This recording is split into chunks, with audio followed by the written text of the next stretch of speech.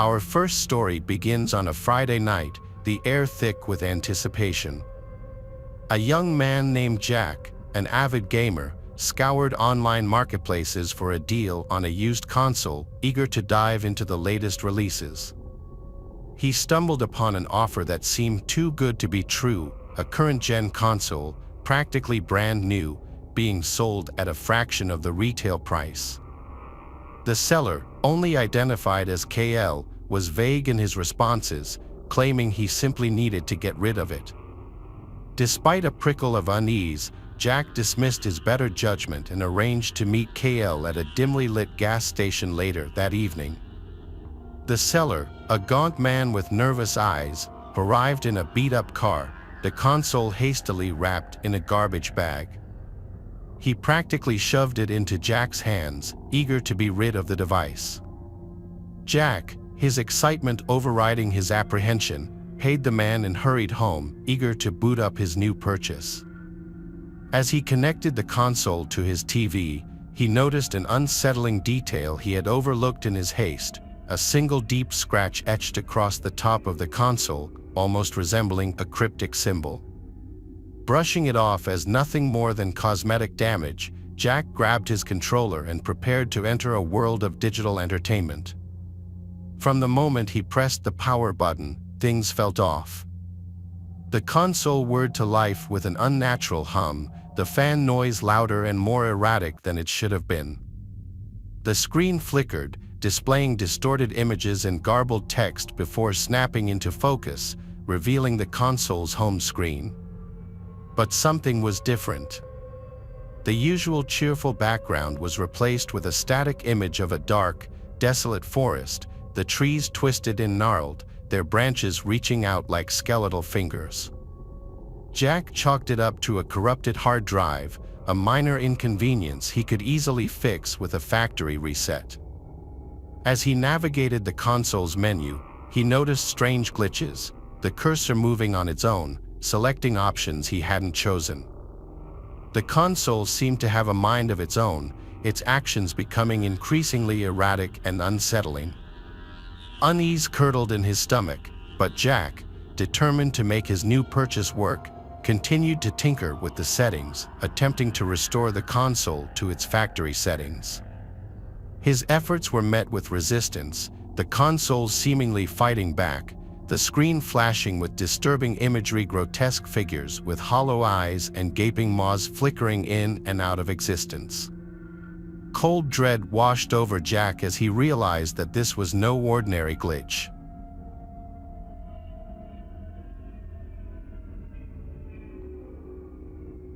A few years ago, I used to play video games and stream them online.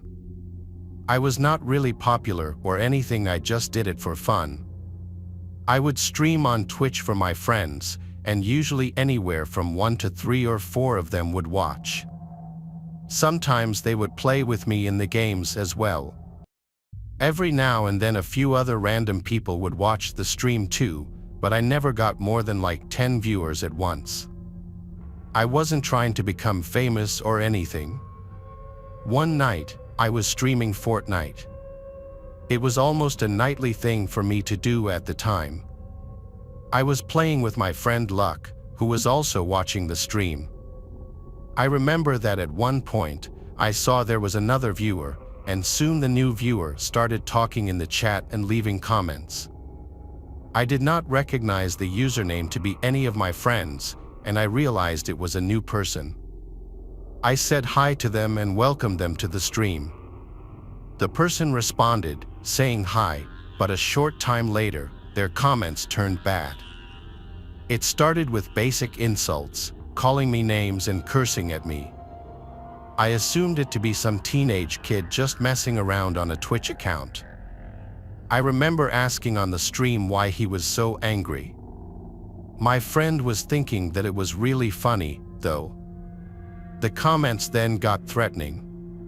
The user said something like they were going to find me and they knew where I lived or something along those lines. Obviously, I didn't take the threat very seriously. I really had no idea why they would act this way because my stream was always pretty fun and lighthearted. The first comment the person made that really raised my eyebrows, though, was when they mentioned my real name. They said they knew my name, and when I asked what it was, the user commented it. This shocked me because my name was not my username or anything, and this person knew my last name as well. It was then that I figured it had to be one of my friends messing with me, and that's what Luck thought as well. I remember Luck asking who it was, going through a list of friends that he thought it could be. The person denied it all. After going back and forth for a bit, the person eventually left, and I ended the stream a short time later. But the very next night, the person was back. I went back on what I usually did and was playing Fortnite again. Luck also joined, and it was just the two of us like the night prior. Well, maybe 30 minutes into the stream, the mystery person returned. They started commenting again, picking up right where they left off, but this time they said they were going to my house. I was kind of like, okay, buddy, let's see it, and still not taking it seriously. They went quiet in the chat for a while, but then out of nowhere, the person commented that they were at my house. Then I heard this loud knocking coming from the front door. I lived in a house that I rented with a roommate during this time. My roommate was gone at work, and I was at home by myself. After I heard the knocking, I told Luck about it, who seemed shocked. This definitely had to be a friend, I said. I was getting up and went over to go look. After leaving my bedroom and starting to enter the living room, I could see somebody through the front window. There was a man standing on the front step who was wearing all black and a ski mask. He did not resemble any of my friends, but I guess it could have been one of them. I just had a bad feeling about it, though, like this was somebody else. I went back into my bedroom and asked the guy through my stream what he wanted. He did not respond to this, but loudly knocked again on the front door. I was not going to answer it. The mysterious man then made a comment that he hated my car. I don't know why he said this, but then he left the stream. I really had no idea as to what was going on. Me and Luck talked about who it could be, and I told him that I thought it was someone totally random. Luck was telling me that I should go out and confront the guy. Eventually, I left my bedroom to go check, but the guy was gone now. I looked out of every window and didn't see him. Well, the next day, I was leaving for work. When I got to my car in the driveway, there was a big dent in the driver's door, like somebody had hit it with something. I remembered the comment the guy made about hating my car, which is a Pontiac Aztec. Now I knew none of my friends would go so far as to damage my vehicle. After that, I decided to stop streaming for a while. I told all my friends about it, and like I expected, none of them knew who it could be. It remains a mystery to me to this day. I don't live in that house anymore. I did stream on Twitch again a while after it happened, but the guy never joined another stream or at least never said anything. This is one of the craziest things that's ever happened to me.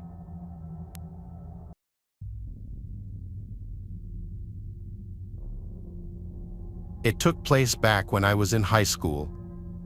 I was, I believe, a junior during this time and loved to play video games.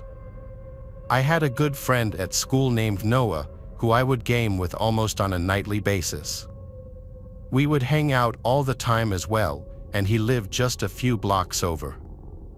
On this night, we were playing video games online on our PlayStation 4s. I was at my house, and he was at his. We had headsets so we could talk to each other as we were on. I remember that after playing for a while, Noah said, "What was that?" It kind of came out of nowhere, and I assumed that he was just talking about the game. I asked him what and he didn't answer me at first. Then all of a sudden, he said, "What the," and it kind of abruptly went quiet. I heard some other noises but couldn't make them out. I didn't know what was going on. I asked Noah what he was doing, but he did not answer me. Everything was silent for a while. After, I sent Noah a Snapchat asking him what that was all about.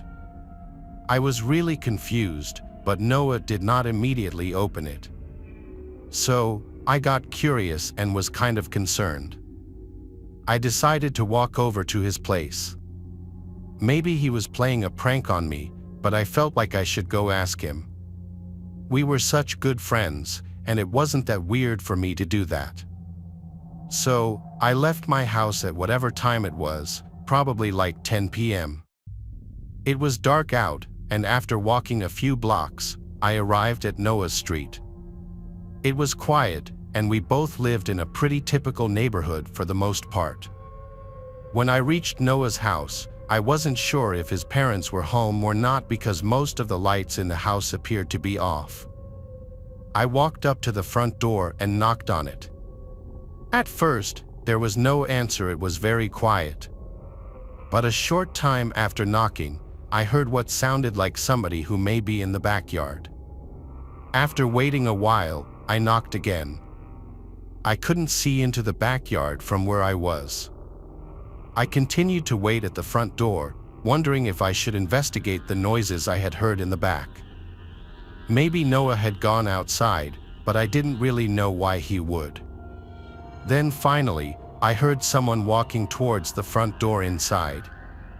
The door then opened, and Noah was standing there. He looked very serious and told me to come inside quickly. I got in, and then he closed and locked the door.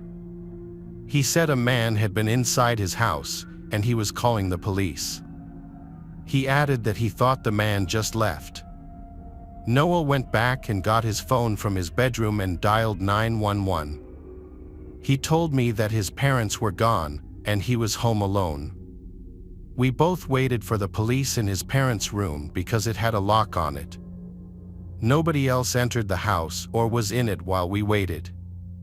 The police got there shortly after and spoke to us. I guess what happened is when I was gaming with Noah, he heard a noise from behind his house. It sounded like the back door, which led to the kitchen, was opening. It must have been left unlocked or something because an unknown person did, in fact, enter. After hearing the footsteps, Noah ran to his closet to hide. He was able to hide but did not have his phone and couldn't call the police. Then I must have heard him running to his closet, and he said that he completely forgot about me on the headset. The headset was also not wireless, so he had to take it off to hide in his closet. While hiding, he heard the person walking around inside of his house. He hid all the way until I arrived at his place. When he heard the knock on the door, he said the man started walking around quickly and then left the house. I realized that I must have scared the guy off by knocking on the door. Noah was grateful to me for doing so. He then was able to leave, lock all the doors, get his phone to call the police, which was on the floor near his bed, and let me in the house. I don't know why the man entered the house or how he seemed to know that the door would be unlocked, but I'm really glad that I went over to Noah's.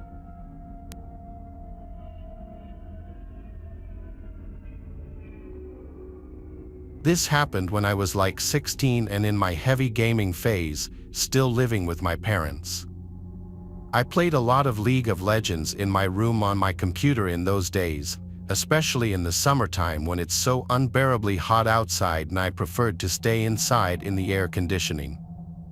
Anyway, way back when I lived at home, I'd have the place to myself a lot because my parents traveled a lot and I was the last one to move out. If I recall correctly, this was on a Friday night or a night that school was out the next day because I was staying up late. After I got home from school, I submitted a paper that was due that night to get it over with. Then, I had to do some shopping afterward on my mom's orders since they'd be gone for a while. It was how I earned my keep in the house, according to my dad. They left cash for me to use. I always had to show them the receipt though so that I wouldn't just pocket any of the money. My mom gave me a shopping list, so I went to Whole Foods in my old Camry, my first car. Shopping took about an hour. While in the grocery store, this guy in line behind me started talking to me, and I don't know why. He made a comment about one of the things I was buying and just wouldn't stop, even as I was bagging my groceries. He kept talking to me, which I found weird. He wasn't paying attention to anyone else. I was still nice though. When it was time to leave, I said, "Have a good one," and left. I went out to my car in the parking lot, packed the trunk, then headed home. It was a scorching hot day as we were in early June. I wasn't looking to go out and do anything outside. Once I was done with everything I needed to do, it was dark out by now, so I got right on League of Legends on my computer and texted my friend David to get on as well. He joined my party, and we played some dual rank as we always did. I was using my noise-canceling headset. We were committed already to playing League of Legends all night and ranking up, so of course, I needed to take a break to make dinner at some point.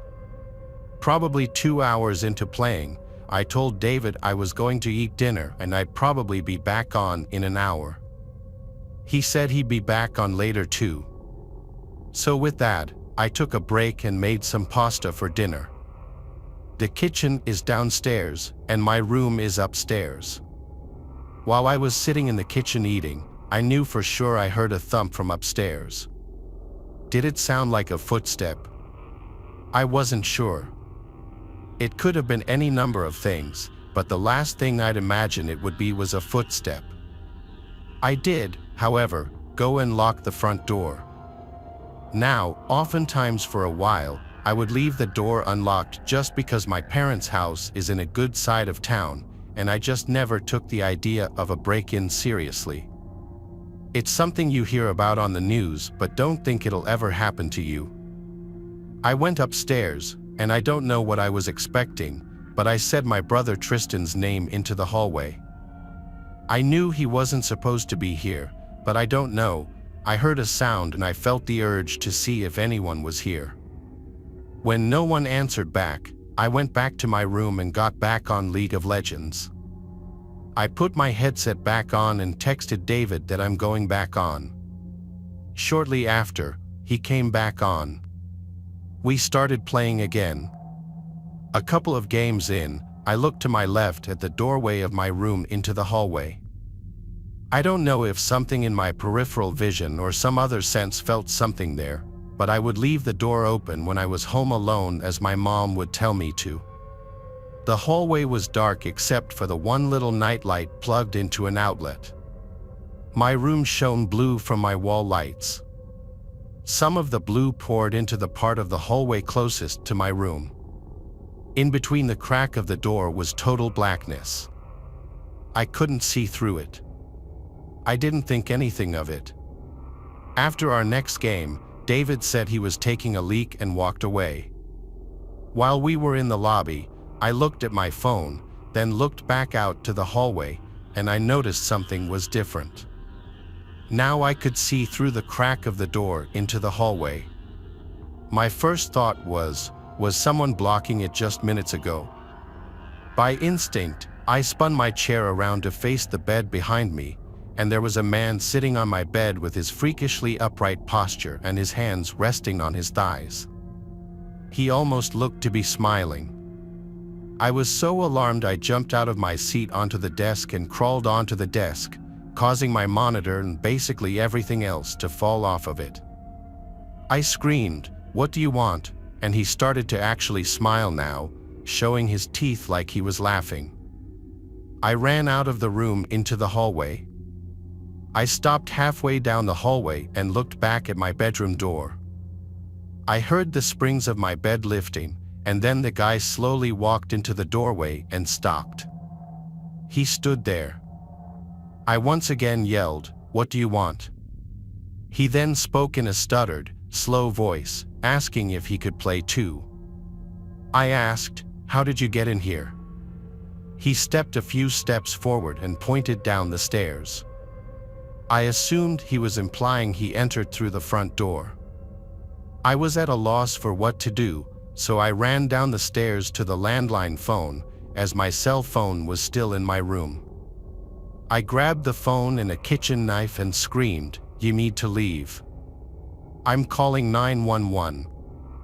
I heard footsteps walking down the steps, and the last time I saw the guy was when he walked past the kitchen, looked at me, and then I heard him walking out the front door. I ran to slam it shut and lock it. For the first time ever, I was ashamed of myself for leaving the door completely unlocked. I held the phone for a few minutes, deciding whether to tell my parents. Ultimately, I did.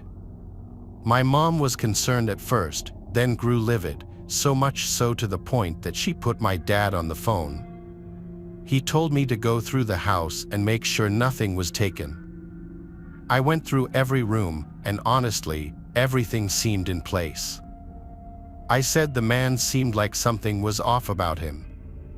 The man didn't seem overtly hostile, but something was wrong with him, and I don't know what his intention was. The image of him sitting on my bed and the realization that he was watching me through the crack in the door was haunting enough.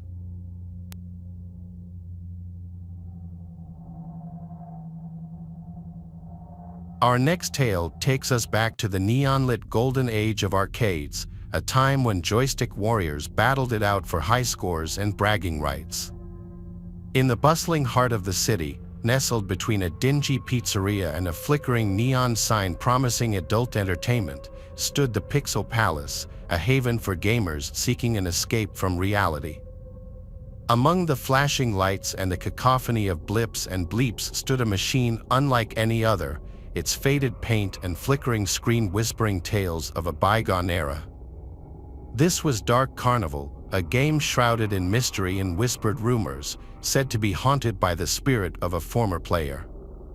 The legend went that a young man named Ben, a regular at the Pixel Palace, had become obsessed with Dark Carnival, spending every waking moment at the arcade, his fingers flying across the joystick, his eyes glued to the screen. He poured his allowance into the machine, determined to conquer its fiendishly difficult levels. After weeks of relentless gameplay, Ben finally achieved his goal, his initials flashing proudly at the top of the high-score screen. But his triumph was short-lived. As he celebrated his victory, a surge of electricity, a freak accident, seared through the machine, striking Ben down where he stood. Some say Ben's spirit, unable to leave the game he loved, became trapped within the machine, his digital ghost forever bound to the arcade cabinet. And so the legend of Dark Carnival grew, whispered among the regulars, a chilling tale of obsession and the insatiable hunger for the high score. Most dismissed it as an urban legend, a spooky story meant to deter players from hogging the machine for too long. But there were those who claimed to have witnessed strange occurrences firsthand, the screen flickering erratically, the game playing on its own, the faint sound of laughter echoing from the speakers, a chilling melody that sent shivers down their spines. One evening, a group of friends, their laughter echoing through the arcade, gathered around the Dark Carnival machine, their competitive spirits ignited. Among them was Tony, a skeptic by nature who scoffed at the stories surrounding the game. "It's just an old machine," he declared, "nothing more than wires and circuits." His friends, a mix of believers and those who enjoyed a good scare, exchanged nervous glances as Tony deposited a coin into the machine, the screen bursting to life with a burst of static. As Tony navigated the game's opening levels with ease, his skepticism began to waver.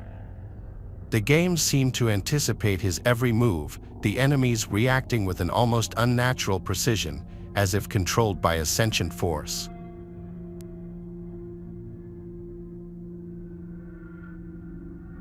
Thanks for watching the video. Subscribe to the channel and turn on notifications to watch the latest videos.